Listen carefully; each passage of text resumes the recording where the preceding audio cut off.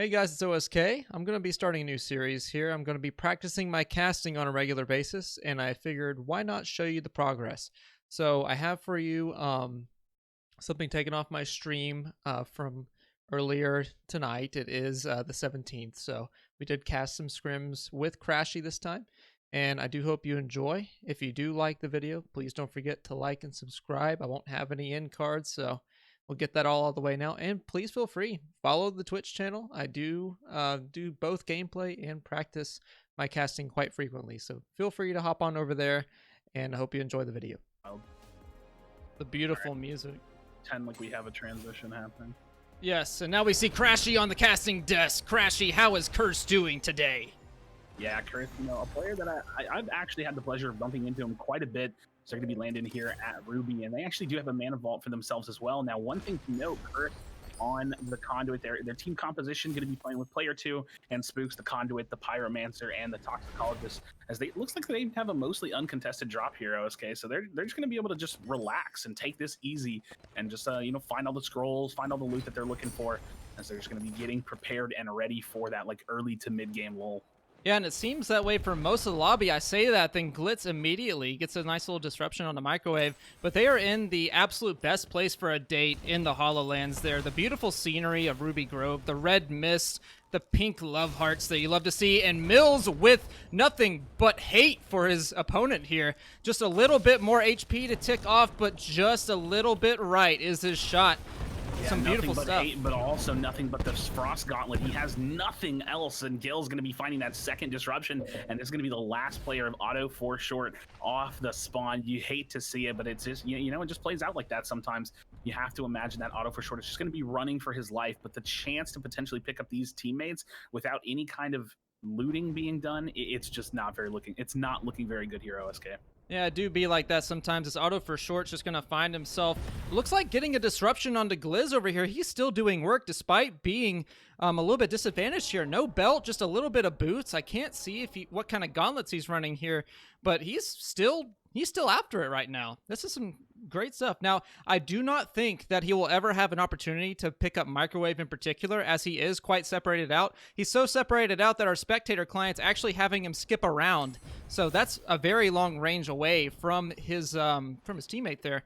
So yeah, we'll come back to a question of time on that one as well. Like, even if he's able to win that fight out in total, it's most likely not going to permit him enough time to go back for that res. And look at that, Bloodlust is going to be taking down Gills as well. So he actually got picked up, and this might be a completely different, like a whole different team fight here. We're going to be jumping in with Hoof. Unfortunately, Gills is going to go down, but Hoof, again, it's another one of these situations where they've been so in pursuit of this potential fight that they don't have a lot of loot to their name. All he has is that blue belt. So he does have some shields, but Warden is taking a lot of damage as well, and he's just trying to play around, trying to get close to his teammate. Is there any opportunity where he might be able to make some kind of a play here? We're going to see that now, but that's a flight rune coming out. OSK, he's not going to be able to really close that gap. There's almost no opportunity for him to find an opportunity to completely reset or even just try to turn this around. You see the constant flying. He's playing the Tempest class. There's a lot of mobility here, but this game is completely griefed.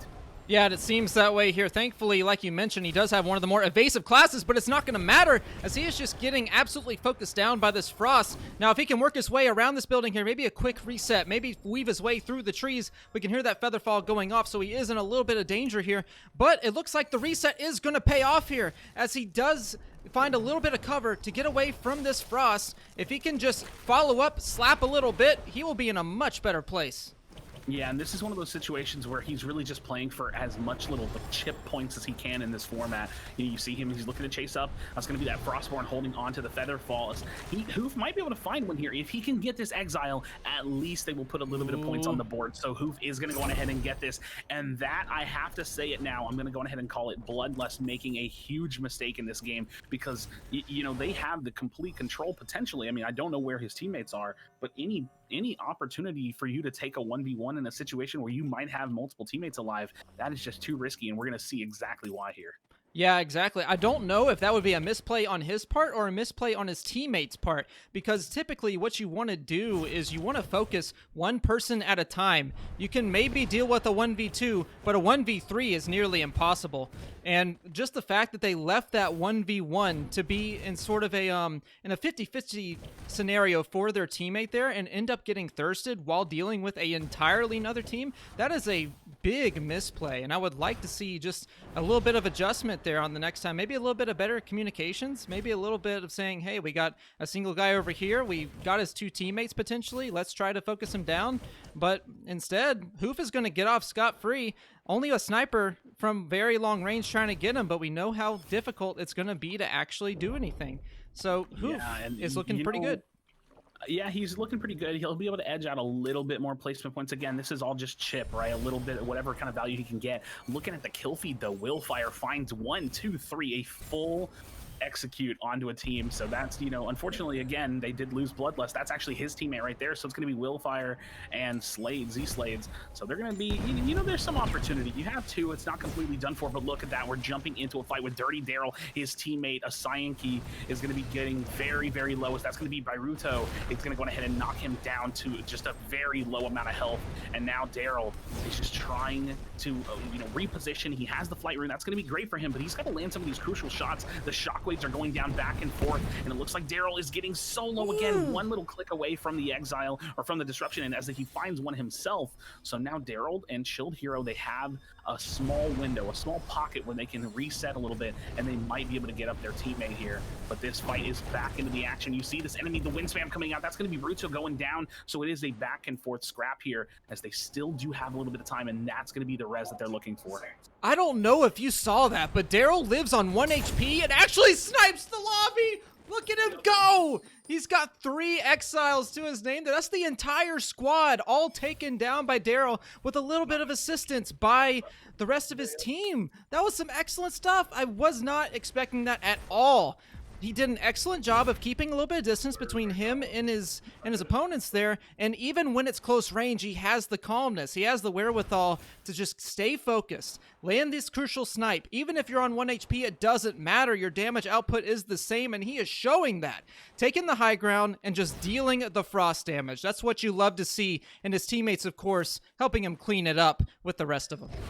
Yeah, the backs were against the wall in that fight. You saw the HP values getting so low, and actually looking at the kill feed, it does look like Willfire and Z-Slades are going to go down. So unfortunately, they're not going to keep themselves in this one, as they have to, hopefully get queued up for the next one. But here we have Cursed again. They're still looting up again. They're having a nice calm game. We got Vondren, again, the same thing. B-Nag, King Ryzen, Mike Wazowski. A lot of these teams that we've been seeing throughout the course of this event, as they're just continuing to progress themselves further and further.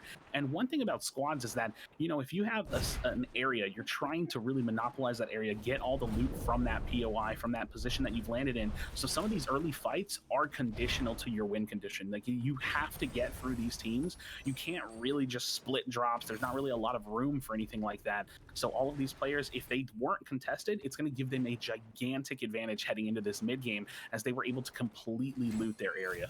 Absolutely, and that's a very important point you talk about there. You never want to land split in this sort of environment, especially not a competitive one. Always want to be close together, even if you catch one person out of position. Like we said earlier, a 1v3, much better than a 2v1 or even a 1v1 here. As we see, King Ryzen did a lot of work last game there. He opted to go off of the toxicologist here. Looks like he's actually going to be following the rules this time and pick a separate class. Maybe a little bit of miscommunication last time, but he is rocking the pyro. Another excellent class in this current meta of 1.1. Now, one thing that I do want to mention here, we do have that next patch coming up, 1.2. Lots of new talents, lots of balance changes from what we're hearing, and of course, lots of new content in general, even that new game mode. What are you expecting coming out of 1.2 with these new talents?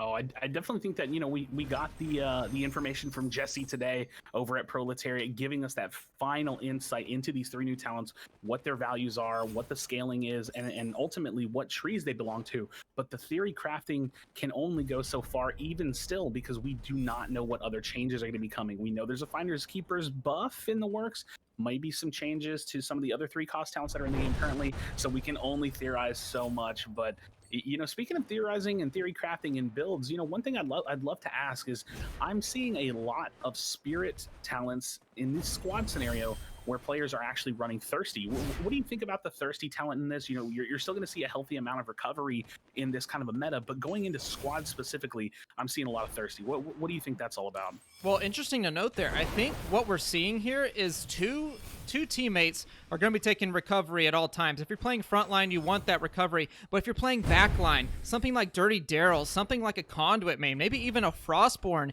if it's your responsibility to be a long-range engager and stay away from the immediate action, you're going to be taking thirsty because you're not going to be getting damaged quite as frequently as the rest of your teammates, and while you're away, you can actually heal and get a little bit of passive healing to your teammates who are already benefiting off of the extra healing from recovery. So it's an excellent synergy, and you really the effect from thirsty getting some healing to your teammates actually does not stack. So only having one person running thirsty and the rest of them running recovery is the most optimal setup. And that's something that we're going to be seeing coming out. Now, it's interesting to note, we are seeing a lot of scavenging, especially out of Mike Wazowski, despite it being more difficult to fully exile opponents. You have to get everyone down, and pretty much everybody has to be out for the count for scavenging to even come into effect. And to that point, we are seeing a lot of fervor, and Spook's making some good use out of it here, as he's going to just opt to reset, but maybe play frontline a little bit later. Yeah, they have that back against that storm wall. It's not quite exactly on them, but it is going to be pressuring in, and a lot of fighting going on here. So that might be why their position kind of like along this castle wall. You see player 2 playing a little bit more of a forward position, is going to go ahead and use that. But now look, Spook's looking to hard engage here. They have decided who they want to focus. You see the lightning bolts coming up from the conduit, but look at that. Spooks gets jumped on. That's Bondran. Absolute burst damage coming out from that side. So unfortunately, he's going to go down quick in that fight. So we're going to go ahead and swap over to his position, and you see the health, the values, the shields coming out from his teammates as they're starting to get a little bit low here. This could be getting into a situation where now look, BNAG's team has entered the fight. This is going to be a 3v3v3 type situation as Bondra just trying to put out some kind of damage, but the fight has already tilted, and you see Mike Wazowski looking to execute on that as BNAG sitting at the top trying to get his reset. The conduit, the lightning bolts, this is coming out so strong. He does have control of that focus mana as well, and this is the situation that he's looking for. Finds the shot, lands it. That's going to be Wisdom going down. Oh my goodness, that's some excellent awareness from BNAG there, knowing that his opponent can't really do much, but looks like he's getting engaged on. Gonna make a quick flight out. That was some excellent stuff. He's playing a lot of long range. You can see it from the lightning and the frost setup, but look at all of this AoE coming out. He's doing an excellent job staying away from all of it and just playing on the defensive the entire time. He can always turn up the jets with that flight rune and get all up in your face if he needs to for a quick little frost knife like we just saw. But for the most part, he is staying away from all the action. It's exactly what you want to do in his sort of role, letting his teammates take the brunt of the force, and he will go ahead and separate out, get a little reset up, and he'll be right back here in just a second. Yeah, BNAG actually did take an Ice Lance shot, so fortunately he got so low, and that's going to be a second Ice Lance coming his way as player 2 does find the knock onto his teammate on King Ryzen, and Mike Wazowski just watching that health bar. He's going to be getting very low as well. This is Curse team entering the fight. You see BNAG just trying to create a little bit of space, but that zone is moving. There's going to be no opportunity for him to pick up his teammates as he's trying to get a little bit of extra damage in here, but the focus has turned. Player 2, little Curse, cleaning up that trio there, and now we are down to the last 3 versus 3 situation. Spooks has fallen as well, and that's Dirty Daryl showing us yet again that he can land the frost shots, the ice lances. It's going to be a 3 versus 1 against Curse. Curse has such a low window, such a small opportunity, and that's Chilled Hero is going to find the last one. I actually believe it was Dirty Daryl that finds the last elimination. They're going to find that win as they find themselves at the winners of game number 2 here.